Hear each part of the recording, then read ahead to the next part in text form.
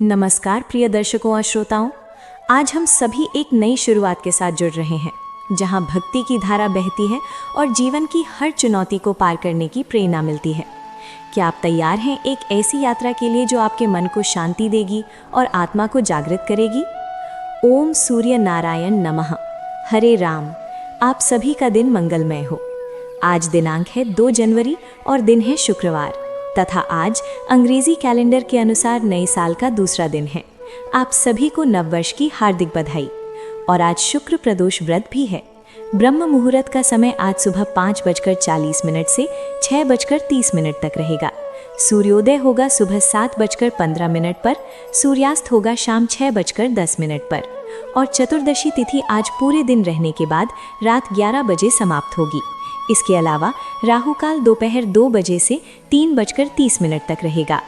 आइए प्रिय मित्रों, आज हम नए साल की इस दूसरी सुबह को एक अद्भुत भक्त की प्रेरक कहानी से शुरू करते हैं। और उससे पहले हम सभी दैनिक नियम की लक्ष्मी माता की कथा सुनेंगे, क्योंकि कई भक्तों ने लक्ष्मी माता के दैनिक नियम की कथा सुनने का व्रत लिया हुआ है। इस कथा को लक्ष्मी माता सुनाती थी और प्रभु विष्णु सुनते थे। अब सुनिए लक्ष्मी माता की कथा। एक दिन प्रभु विष्णु को किसी आवश्यक कार्य के लिए बाहर जाना पड़ा, तो लक्ष्मी माता बोली कि हे स्वामी, मेरा तो 13 वर्ष का दैनिक नियम है। अब आप बाहर जाएंगे तो मैं अपनी कथा किसे सुनाऊंगी? तब विष्णु ने कहा, लक्ष्मी तुम तालाब के किनारे जाकर बैठ जाना और वहाँ जो भी महिलाएं पानी भरने आएंगी उन्हें अपनी कथा सुना दिया करना। लक्ष्मी माता तालाब के किनारे जाकर बैठ गईं। तभी एक महिला आई। उसने रेशम की कढ़ाई वाली साड़ी पहनी हुई थी और चांदी का कलश ले रखा था। लक्ष्मी माता उसे देखकर बोली, बहन मेरा 13 वर्ष का दैनिक नियम सुन लो। पर वो महिला बोली, मैं तुम्हारा नियम सुनूंगी तो मुझे घर जाने में देर हो जाएगी और मेरी सास मुझसे नाराज हो जाएगी। इसलिए उसने कथा नहीं सुनी और घर चली गई। लेकिन उसके घर पहुंचते ही उसकी रेशम की साड़ी फट गई। चांदी का कलश मिट्टी के बर्तन में बदल गया। सास ने देखा तो पूछा, बहू ये किसका श्राप तुम ले आई हो? बहू बोली, मां जी तालाब पर एक महिला बैठी थी, उसने अपनी कथा सुनाने को कहा, लेकिन मैंने नहीं सुनी, शायद उसी का फल है। बहू की बात सुनकर अगले दिन वही साड़ी और वही कलश लेकर सास तालाब के किनारे गई। सास को वहां लक्ष्मी माता मिली तो माता ने कहा, बहन मेरी कथा सुन लीजिए। सास बोली, एक बार क्या, मैं तो 5 बार सुन लूंगी। तब लक्ष्मी माता बोली, विष्णु आए नारायण आए, भूमि के रक्षक आए, दैनिक नियम का पालन लाए, आओ विष्णु बैठो विष्णु, पवित्र रसोई में भोजन करो विष्णु, घी शक्कर खाओ विष्णु, दूध मिश्री पियो विष्णु, सूती बिस्तर पर लेटो विष्णु, रेशम ओढ़नी ओढ़ो विष्णु, जब बोलूं विष्णु ही विष्णु विष्णु, संभालते सबके काम, खाली घर को भर देते हैं, सबका उद्धार करते हैं, बोलो विष्णु जय विष्णु जय जय विष्णु। कथा सुनकर बहू बोली, मां जी कथा तो बहुत अच्छी है। सास ने कहा, ठीक है तुम भी सुनो। फिर सास ने कथा शुरू की।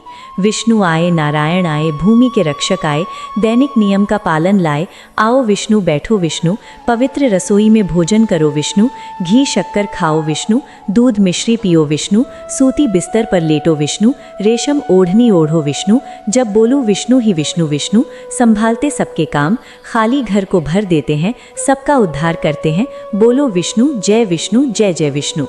कथा सुनकर बहू बोली, मां जी कथा तो बहुत अच्छी है।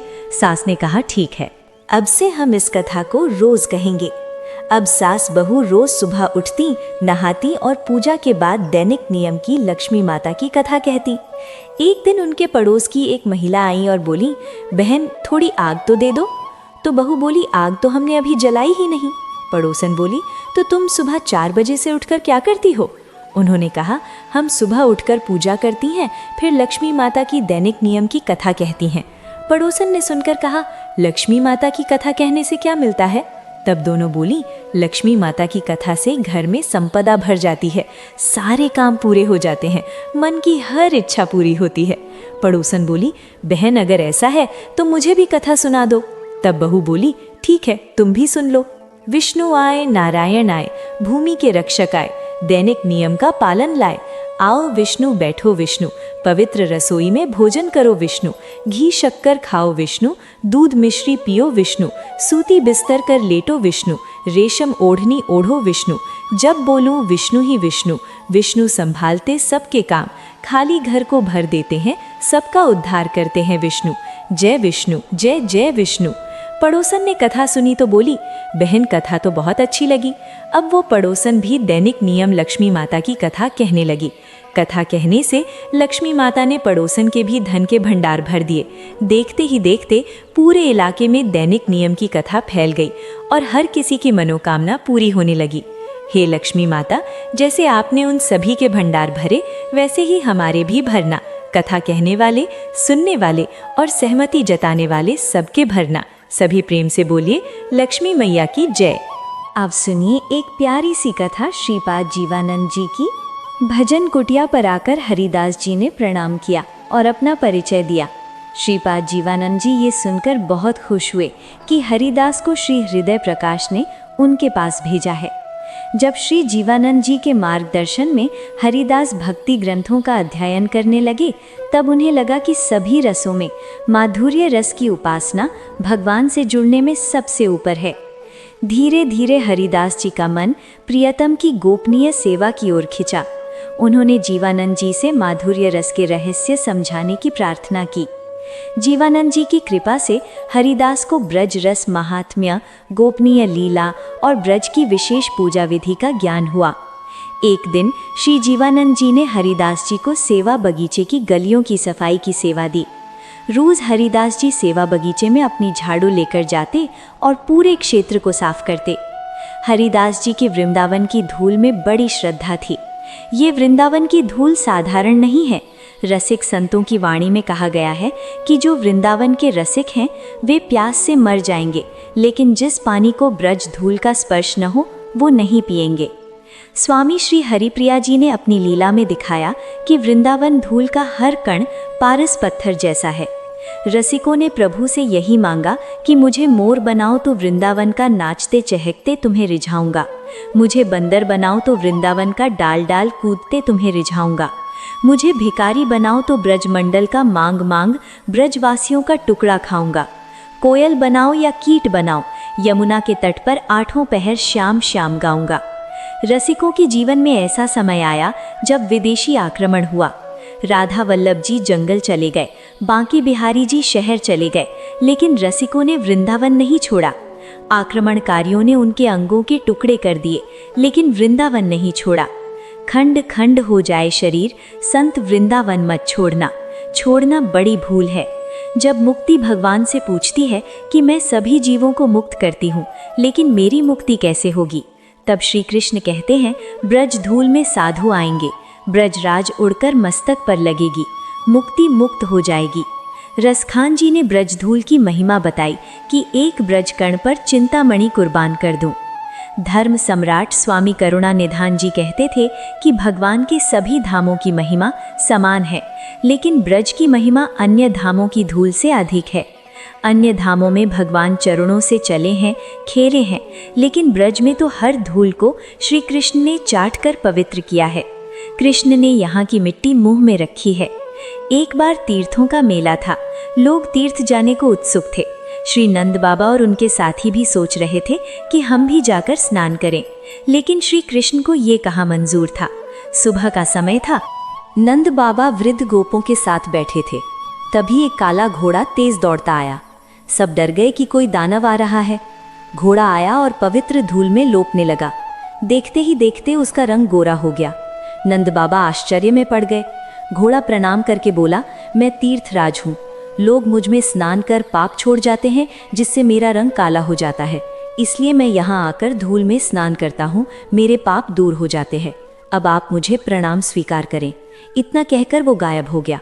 श्री कृष्ण बोले, बाबा क्या सोच रहे हो? तीर्थ जाने का मुहूर्त कब है? नंद बाबा और व्रजवासी बोले, अब कौन जाएगा तीर्थ? तीर्थ हमारे व्रज धूल में स्नान करता है, हम वहाँ क्या करेंगे? सबने यात्रा रद्द कर दी। हरिदास जी हाथ पैरों से झुककर सफाई करते थे। उनका शरीर व्रज धूल से ढका रहता था। इस तरह सेवा करते 12 बरस बीत गए, लेकिन हरिदास जी ने कभी जीवनंद जी से नहीं पूछा कि हमें सफाई की ही सेवा क्यों दी। कभी कभी हरिदास जी को लाडली जी के चरण चिन्ह दिख जाते, कभी लाल जी के चरण दिख जाते। मन में लाडली जी को पुकारते कि चरण चिन्ह तो कृपा से दिखते हैं, लेकिन प्रत्यक्ष दर्शन कब होंगे? लाडली जी इस भक्त को दर्शन देना चाहती थीं, लेकिन सखियों की इच्छा के बिना नहीं। तब राधा रानी के मन में उपाय सूझा। उन्होंने रास लीला में जानबूझकर अपना एक मोती जड़ित पायल सेवा बगीचे में आम के पेड़ के पास गिरा दिया। सुबह जब हरिदास जी सफाई कर रहे थे तो उन्हें दिव्य पायल दिखी। पायल से प्रकाश निकल रहा था। उन्होंने पायल उठाकर माथे से लगाई और लगाते ही उनके शरीर में दिव्य भाव उभरे। वे समझ गए ये दिव्य पायल है और उसे बार बार माथे हृदय से लगाकर चूमने लगे। पायल को कपड़े में बांधकर रख लिया और सेवा में लग गए। रास लीला में सखियों ने देखा कि लाडली जी के दाएं चरण की पायल नहीं है। संत जन इस पायल को सुंदर घोष कहते हैं। तब ललिता जी ने राधा जी से पूछा, आपकी पायल कहाँ है? राधा जी बोली, लगता है कहीं गिर गई, सेवा बगीचे में जाकर देखो।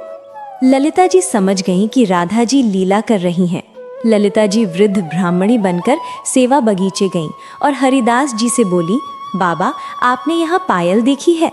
मेरी बहू फल लेने गई थी लेकिन बाग दिख गया, डर से भागी और पायल गिर गई, अगर मिली हो तो दे दो। उस ब्राह्मणी ने अपना नाम राधा, गोत्र कन्या और स्थान मथुरा का गांव बताया। हरिदास जी संत थे, झूठ कैसे बोले? बोले, हाँ मिली है दिव्य पायल, लेकिन तुम्हारी नहीं।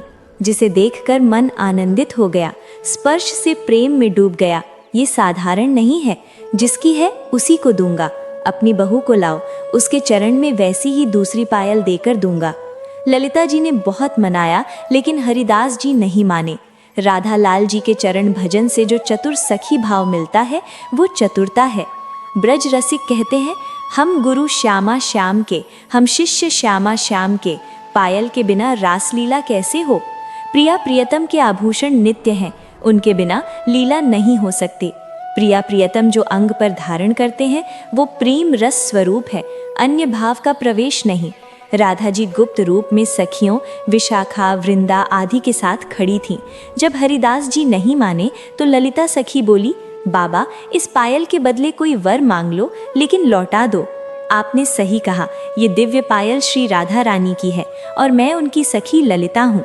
हरिदास जी ने ललिता सखी से दिव्य रूप दर्शन की प्रार्थना की। ललिता जी ने दिव्य रूप दिखाया। हरिदास जी ने चरणों में प्रार्थना की कि गोलोक में प्रिया जी की गोपनीय लीला में नित्य सेवा मिले। ललिता जी बोली, ये शरीर छूटने पर ही संभव है। हरिदास जी ने चरण पकड़कर कहा, ठीक है, लेकिन स्वामिनी जी के चरण दर्शन करवा दो। ललिता जी जाकर स्वामिनी से बोली, अब दर्शन देना पड़ेगा। राधा जी प्रसन्न हुई क्योंकि वे यही चाहती थीं। ललिता जी से बोली, हरिदास की सेवा से हम खुश हैं ललिता, तुम हरिदास को ललिता तालाब में स्नान कराओ और सिद्ध राधा मंत्र दो। जब कुंड में स्नान कर दिव्य मंजरी रूप धारण करेंगे तब मेरे दर्शन के योग्य होंगे। ललिता जी ने हरिदास के कान में 15 अक्षर वाला राधा मंत्र दिया और जपते हुए कुंड में स्नान कराया। स्नान करते ही हरिदास दिव्य मंजरी सखी रूप में बाहर आए। उस मंजरी का शरीर सोने सा चमक रहा था। ललिता जी मंजरी को लेकर गुप्त वृंदावन में राधा रानी के मंदिर में गईं। राधा रानी के दर्शन से हृदय आनंद से भर गया। राधा रानी ने चरण दिखाते हुए कहा, देख सखी, वैसी ही दूसरी पायल मिली है, अब हमारी पायल दे दो। सखी बोली, हे स्वामिनी, आपने इतना बना दिया तो अब क्यों छोड़ती हो? रसिकों को जो भाव मिलता है उसकी संतुष्टि चरण दर्शन से नहीं होती, अब चरण सेवा दो। राधा रानी समझ गईं और चरण आगे किया। मंजरी सखी ने आंसुओं से प्रिया जी के चरण धोए और हाथ से पायल पहनाने की प्रार्थना की। पायल पहनाने से पहले ललिता जी ने प्रिया जी की आज्ञा से पायल को मंजरी के ललाट से स्पर्श कराया। पायल स्पर्श से तिलक पायल आकार का हो गया। राधा रानी ने खुद कुमकुम, चंदन, कपूर, मधु के साथ पत्थर पर घिसकर तिलक के बीच चमकदार बिंदु लगाया। ललिता सखी ने इसे श्यामानंद तिलक नाम दिया और कहा, तुमने प्रिया जी को सेवा से प्रसन्न किया, इसलिए अब तुम्हें श्यामानंद नाम से जाना जाएगा। स्वर्ण कांति से विशाखा सखी ने कनक मंजरी नाम दिया। प्रिया जी बोली, हे कृष्ण प्रिया, तुम मधुसूदन को सुख देती हो और मेरे नेत्रों को भी, इसलिए तुम मुझे ललिता विशाखा जैसी प्रिय हो। पूर्व में तुम कृष्ण प्रिया नाम की सहचरी थी। ललिता और विशाखा बोली, राधा रानी की कृपा से इस कनक मंजरी को दिव्य पायल मिली, इसलिए ये सौभाग्यशाली है। वृंदावन धूल का प्रताप ऐसा है। श्यामा सखी ने हाथ से प्रिया जी के चरण में पायल पहनाई। राधा रानी ने श्यामानंद जी को मृत्युलोक लौटने का आदेश दिया। तब वे विरह सोचकर रोने लगे। बार बार प्रिया जी से सेवा से अलग न करने की विनती की। राधा रानी का हृदय दया से भर गया। उनके हृदय से श्याम सुंदर का दिव्य विग्रह प्रकट हुआ और ललिता सखी से श्यामानंद को दिया। संत कहते हैं ये घटना 14 जनवरी सन 1580 की बसंत पंचमी की है। प्रिया जी बोली, जब तक जीवित रहो प्रेम से इस विग्रह की सेवा करो, इससे विरह नहीं सताएगा। मृत्यु के बाद गोलोक में चरण सेवा मिलेगी। इस विग्रह की कृपा से कलयुगी जीवों का उद्धार होगा। ये तुम्हारी सेवा का फल है। तुम न होते तो ये विग्रह कैसे सुलभ होता। ललिता सखी बोली, इस लीला के बारे में जीवानंद जी के अलावा किसी से मत कहना, वरना अल्पायु हो जाओगे। मैंने जो मंत्र दिया उसके स्मरण से प्रिया जी के दर्शन सुलभ होंगे। विपत्ति में मंत्र स्मरण करो। इतना कहकर ललिता आदि सखियां और राधा रानी अंतर्धान हो गई। राधा जी की इच्छा से श्यामानंद पुरुष रूप में आए। दिव्य श्याम सुंदर विग्रह सर पर रखकर जीवानंद जी की कुटिया आए। जीवानंद जी ने देखा, श्यामानंद लिखा है। राधा चरण आकार तिलक है, सुंदर विग्रह है, लोहे की झाड़ू सोने की हो गई, शरीर चमक रहा है, आंखों से आंसू गिर रहे। जीवानंद जी बोले, हरिदास तुम कहाँ थे, तुम्हारा शरीर स्वर्णकांत कैसे हुआ। हरिदास बोले, मैं सेवा बगीचे में था, ये कांति आपकी कृपा से मिली। जीवानंद जी बोले, ये नया तिलक किसने दिया, ये विग्रह कहाँ से लाए। अवश्य लालजू या लालीजू की कृपा हुई, सत्य बताओ। तब हरिदास जी ने एकांत में ले जाकर सारी बात कही। जीवानंद जी आनंद से नाचने लगे, आंखों से आंसू बहने लगे। हरिदास को गले लगाकर बोले, तुम भाग्यशाली हो, राधा रानी के कृपा पात्र हो, केवल स्मरण से मेरे शरीर में कंपन हो रहा है। हरिदास बोले, ये आपकी कृपा से हुआ, आपने सेवा दी, आपकी कृपा और ब्रज धूल के प्रताप से प्रिया जी का नुपुर मिला, दर्शन हुए। हरिदास जी ने जीवानंद जी से कहा, अब ये बात किसी से मत कहना, अगर पूछे तो कहना ये गुरुदेव भगवान की कृपा है। उसके बाद जीवानंद जी ने सबको बताया। हरिदास जी के गुरुदेव की इच्छा से अब नाम श्यामानंद है और तिलक श्यामानंदी तिलक। श्यामानंद जी ने प्रिया जी से मिला विग्रह भजन कुटिया में स्थापित किया और प्रेम से सेवा करने लगे। धीरे धीरे नया तिलक और नाम ब्रज मंडल और बाहर प्रसिद्ध हुआ। अब सुनिए आज का अध्याय। संत नाथ जी अपनी उम्र के 13वें वर्ष घर से निकले थे और फिर 26वें वर्ष सफल होकर लौटे। इधर संत नाथ जी बिना बताए घर से गए थे। संत नाथ जी कहाँ गए ये किसी को पता नहीं था। इससे उनके नाना और नानी ने बहुत दुख किया। उन्होंने गांवों, कुओं, तालाबों तक ढूंढा, आसपास गांवों में लोग भेजे, लेकिन नाथ का पता नहीं लगा। भानुदेव के कुल का एकमात्र वारिस था। कहीं कुल खत्म ना हो जाए इस चिंता से वे और शहर के लोग व्याकुल हो गए। पुत्र जवानी में मर गया, पोता बचपन में गायब। इससे वृद्ध दंपति को कितना दुख हुआ होगा। वृद्धा अवस्था में इंद्रियां कमजोर, घर में पानी देने वाला कोई नहीं, सिर पीट कर रोने पर आंसू पोंछने वाला कोई नहीं। ऐसी हालत में वे दुख से दिन काट रहे थे। क्या संतनाथ का पता चलेगा, मेरा बच्चा मिलेगा, वो हमें छोड़कर दुनिया से तो नहीं गया, कहाँ होगा, क्या कष्ट तो नहीं सह रहा। ऐसे विचार उन्हें परेशान करते। आने वाले हर यात्री से पूछते, किसी अनिष्ट की आशंका से मूर्छित हो जाते। पड़ोसी सांत्वना देते। कभी सोचते भानुदेव का पुण्य बाकी है, वो स्वस्थ होगा, ये सोचकर धीरज बंधता। संतनाथ जी के बचपन के गुण और निष्ठा याद कर लगता भगवान रक्षा करेंगे। बालक प्रहलाद आदि कथाएं याद कर कभी स्वप्न देखते कि संतनाथ को सद्गुरु मिले हैं, वे सफल हैं। 1000 लोग जयकार करते हैं और जय घोष के साथ नाथ लौट आए। ऐसे सुख दुख की लहरों से जीवन नाव डूबती लगने लगी, आशाएं निराशा में बदलने लगी। इतने वर्षों में संत नाथ का पता नहीं चला। उनके यहाँ कथा करने वाले गुरुजी भी नाथ के जाने के बाद चले गए। 10 साल बाद शहर लौटे, तब उनके द्वारा चंद्रपति ने फिर ढूंढ शुरू की। कईयों को शक गुरुजी ने फुसला कर ले गए, लेकिन गुरुजी ने विश्वास दिलाया, शंका दूर हुई। नाथ के बचपन, चेहरे, प्रिय चीजों, मनोवृत्ति याद कर गुरुजी ने अनुमान किया वो सत्पुरुष की शरण में गया होगा। ये सोचकर गुरुजी सत्पुरुष ढूंढते। देवगढ़ में श्री जगदीश स्वामी के चरणों में पहुंचे। वहां समाचार मिला, गुरु कृपा से 7 महीने पहले संत नाथ तीर्थ यात्रा पर गए हैं। गुरुजी ने अन्य लोगों से नाथ की बातें जानी। गुरुजी संत नाथ और नाना नानी से स्नेह रखते थे। उन्होंने जगदीश स्वामी को चंद्रपति की दुखी हालत बताई और प्रार्थना की कि आज्ञा पत्र दें, तीर्थ से लौटकर नाना नानी को छोड़कर ना जाएं, विवाह कर वंश बढ़ाएं। स्वामी ने भविष्य सोचकर पत्र दिया। गुरुजी पत्र लेकर शहर लौटे। ये समाचार नाना नानी को सुनाया, संत नाथ जीवित हैं, गुरु कृपा से तीर्थ पर है। और स्वामी ने पत्र दिया कि यात्रा से लौटकर गृहस्थ आश्रम स्वीकार कर शहर में रहें आनंद से। नाना नानी की खुशी की सीमा नहीं। संतनाथ की बातें नानी बार बार सुनती। शहरवासियों को समाचार मिला तो वे उत्सुक हो गए। नाना नानी के प्राण लौट आए। अब जीने की इच्छा हुई। 13 वर्षों का सूखा अब खत्म होने वाला था। आनंद के बादल छाने लगे। आज खुशी का दिन था। मंदिर में संतनाथ जी ठहरे। दोपहर में जो मिला उसी से संतोष किया। योग से गठित तेजस्वी शरीर, लंबी जटाएं, प्रसन्न मुख, नेत्रों का तेज, सरल जीवन देख कुछ लोग समझ गए ये सिद्ध पुरुष हैं। एक दिन गुरुजी ने संतनाथ को पहचाना। चुपचाप चंद्रपति का हाथ पकड़ संध्या में उनके पास ले गए। रास्ते में नाना पोते का सामना हुआ। गुरुजी ने रोका। नाना ने गले लगाया, चूमा। चंद्रपति दुख आनंद में डूबे। संतनाथ से बोले, मेरे बच्चे, हम बूढ़ों को छोड़ क्यों गए? तुम्हारा कोमल दिल पत्थर कैसे हुआ? तुम अंधे की लाठी थे, अब यहाँ से कहीं नहीं जाने देंगे। आंसू बहाते चंद्रपति ने शांत किया। संतनाथ का बोध मोह से अछूता रहा। चंद्रपति ने जगदीश स्वामी का पत्र दिया। गुरु अक्षर देख संतनाथ ने माथे लगाया और पढ़ा। गुरु आज्ञा से उसी जगह रहने लगे। पत्र मिलने के स्थान को कभी नहीं छोड़ा। तीर्थ यात्रा वहीं समाप्त कर डेरा डाला। कुटिया बनी, भवन बना, जो आज भी है। अब संतनाथ शहर में रहने लगे। पोते की भेंट से नाना नानी को अंतिम सुख मिला। अब संतनाथ का विवाह कराने की चिंता हुई। जगदीश स्वामी ने प्रार्थना पर विवाह की आज्ञा दी। गृहस्थ आश्रम श्रेष्ठ है, सब में भगवत भाव रख, स्वधर्म दया बढ़ाओ। गुरु आज्ञा मान संतनाथ विवाह को राजी हुई। शहर के दक्षिण पश्चिम में एक गांव में अच्छे गृहस्थ थे। उनकी कन्या योग्य थी। शहरवासी मित्र से इच्छा जानकर कन्या लेकर चंद्रपति के पास आए। कन्या सुंदर बुद्धिमान लगी। जन्म पत्र मिले। चंद्रपति तैयारी में लगे। गांव वाले ने जानकर भानुदेव कुल से संबंध खुश होकर कन्यादान किया। दोनों ओर बाराती जुटे। गांव में संतनाथ के संबंधी भक्त थे, वे आए। वे श्रद्धालु कष्ट सहने वाले थे।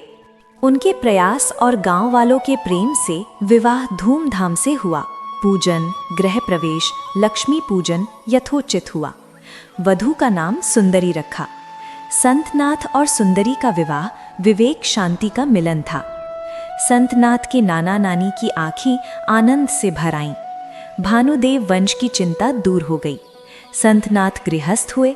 अब उनकी दिनचर्या ब्रह्म मुहूर्त में उठकर गुरु चिंतन, शौच, स्नान, गंगा जाना, सूर्योदय से पहले संध्या करना, घर लौटकर देव पूजन, ध्यान, ग्रंथ पाठ, मध्याह्न में गंगा जाकर यज्ञ करना, घर लौटकर नैवेद्य, अतिथि सत्कार, भोजन, भोजन बाद विद्वानों से चर्चा, तीसरे पहर विट्ठल मूर्ति के सामने प्रवचन, साईं गंगा संध्या, धूप दीप आरती उपहार, मध्य रात्रि तक कीर्तन या ग्रंथ अध्ययन, फिर 4 घंटे नींद युक्त आहार, विहार, पुराण कीर्तन से जनों को भक्ति मार्ग में लगाना, आत्मानुसंधान जारी।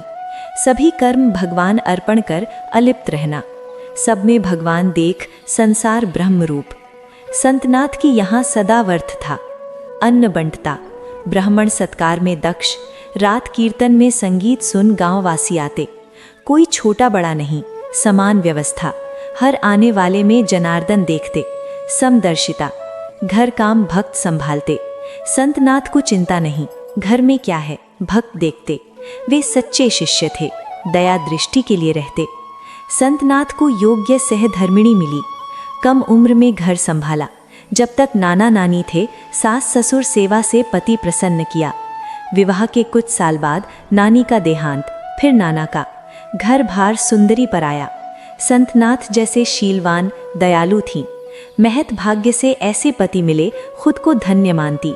अनुकूल सुशील पत्नी संतनाथ को पुण्य से मिली। परोपकार में सबके साथ, समान प्रेम में संतनाथ से कम नहीं। दीन दुखियों की मदद में लगी, आशीर्वाद लेती। संतनाथ की इच्छा, द्वार पर अतिथि खाली न लौटें। सुंदरी उनकी इच्छा पूरी करती। रात चूल्हा जलाकर भोजन कराती। कभी आलस्य नहीं। भगवान ने कमी नहीं होने दी। ये संतनाथ और सुंदरी के पुण्य का फल। घर संभाल सुंदरी हरि चिंतन में मग्न। प्रपंच परमार्थ में सुंदरी की मदद अंतिरंग सुंदरी ने संभाला। बहिर्रंग भक्त ने संतनाथ को देखना नहीं पड़ा। भोजन में अतिथि पति पुत्र समान। धन लोभ न छूता। ऐसी स्त्री को परमार्थ अधिकार। संतनाथ ने कहा, सुंदरी परमार्थ अधिकारिणी हुई। सत्संग से सद्गति मिली, घर गृहस्थी का आनंद। सुंदरी के गुणों से कई साधु गृहस्थ त्यागे, जहाँ झंझट न रहे। कई विवाहित लेकिन गृहस्थी फराब। लेकिन संतनाथ की उत्तम भगवत भजन सदावर्थ से घर मंदिर सा शोभित।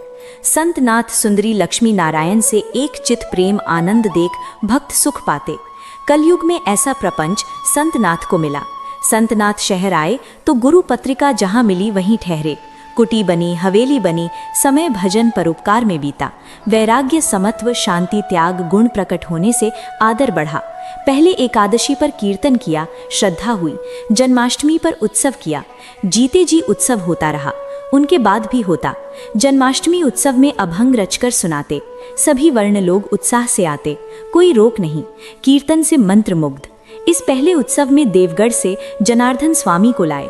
तीर्थ के बाद पहली भेंट। उत्सव सामग्री स्वामी लाए, उत्सव मंडप खड़ा। 14 दिन उत्सव, रोज अन्नदान, गुरु सत्कार। अपूर्व स्वामी आसन पर विद्वान श्रोता नाना नानी गौरव देखते, संतनाथ कीर्तन करते। आज का प्रसंग यहीं समाप्त, आगे कल सुनिएगा। अब सुनिए लड्डू और तपस्वी की कहानी। एक बार एक लड्डू था, एक तपस्वी था। तपस्वी हमेशा भगवान की तपस्या में रहता था। लड्डू रोज 1.25 किलो लड्डू बनाकर भगवान को भोग लगाकर खाता था। एक दिन दोनों झगड़ने लगे। तपस्वी बोला, मैं रोज तपस्या करता हूँ इसलिए मैं बड़ा। लड्डू बोला, मैं रोज 1.25 किलो लड्डू भोग लगाता हूँ इसलिए मैं बड़ा। नारद जी गुजर रहे थे। झगड़ा देख पूछा, क्यों झगड़ रहे हो? दोनों ने कारण बताया। नारद जी बोले, फैसला कल करूंगा। अगले दिन लड्डू और तपस्वी स्नान कर भक्ति करने आए। नारद जी ने छिपकर 1.25 करोड़ की एक एक अंगूठी रख दी। तपस्वी ने अंगूठी देख चुपचाप नीचे दबा ली। लड्डू ने देखी लेकिन ध्यान नहीं दिया। भोग लगाकर लड्डू खाने लगा। नारद जी आए। दोनों ने पूछा, कौन बड़ा? नारद जी ने तपस्वी से खड़ा होने को कहा। अंगूठी दिखी। नारद जी बोले, तपस्या के बाद भी चोरी की आदत नहीं गई, इसलिए लड्डू बड़ा। तुम्हारी तपस्या का फल नहीं मिलेगा। तपस्वी शर्मिंदा हो क्षमा मांगी। पूछा, फल कैसे मिलेगा? नारद जी बोले, अगर कोई गाय और कुत्ते की रोटी नहीं बनाएगा तो फल मिलेगा।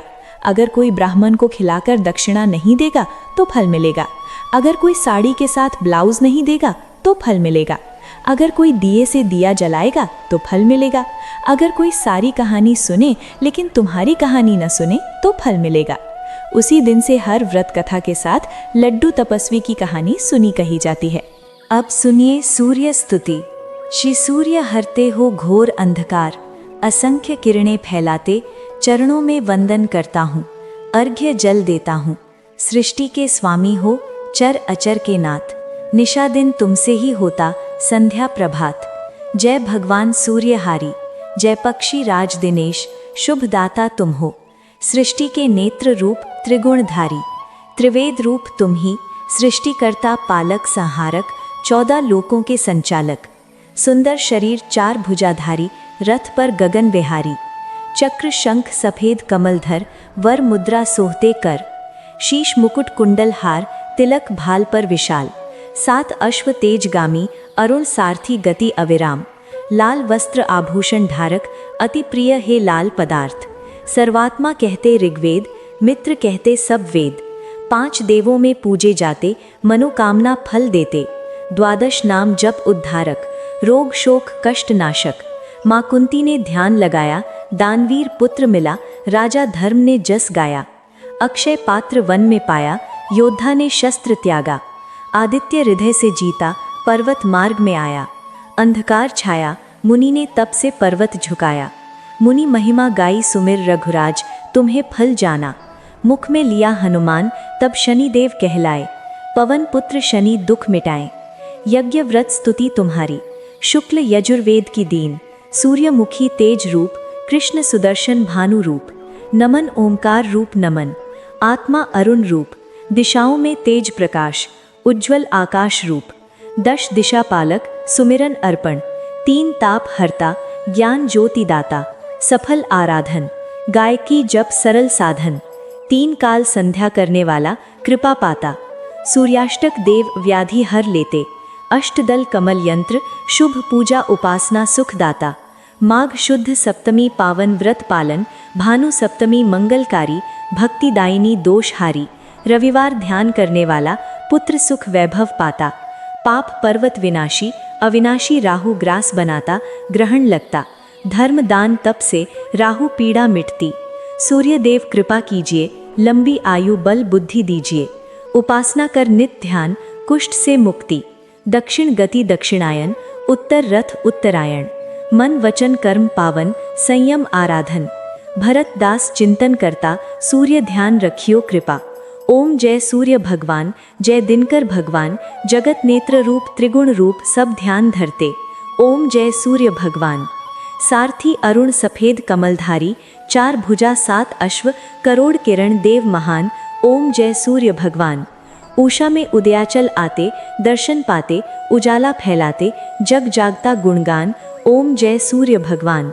संध्या में अस्त जाते, गोधन घर आते, गोधूली में हर घर महिमा गान, ओम जय सूर्य भगवान, देव दानव नर नारी मुनि भजते, आदित्य हृदय जपते, स्तोत्र मंगलकारी, रचना न्यारी नव जीवन दान, ओम जय सूर्य भगवान, त्रिकाल रचयिता जग आधार, महिमा अपार, प्राण सिंचन कर भक्तों को बल बुद्धि ज्ञान, ओम जय सूर्य भगवान, भूचर जलचर खगचर प्राण, सब जीव प्राण, वेद पुराण बखानते, धर्म मानते सर्वशक्तिमान, ओम जय सूर्य भगवान, दिशाएं पूजती दश दिक्पाल, भवन पालक ऋतुदास, शाश्वत अविनाशी शुभकारी, ओम जय सूर्य भगवान, ओम जय सूर्य भगवान, जय दिनकर भगवान, जगत नेत्र रूप त्रिगुण रूप सब ध्यान धरते, ओम जय सूर्य भगवान। भक्तगण, आपको ये कथाएं कैसी लगती हैं? कमेंट करके ज़रूर बताना। अगर कथाएं अच्छी लगती हैं तो वीडियो को लाइक करें और चैनल को सब्सक्राइब कर वीडियो को लाइक ज़रूर कर लेना। भक्तगण, मिलते हैं अगली कथा में। राधे राधे भक्तगण।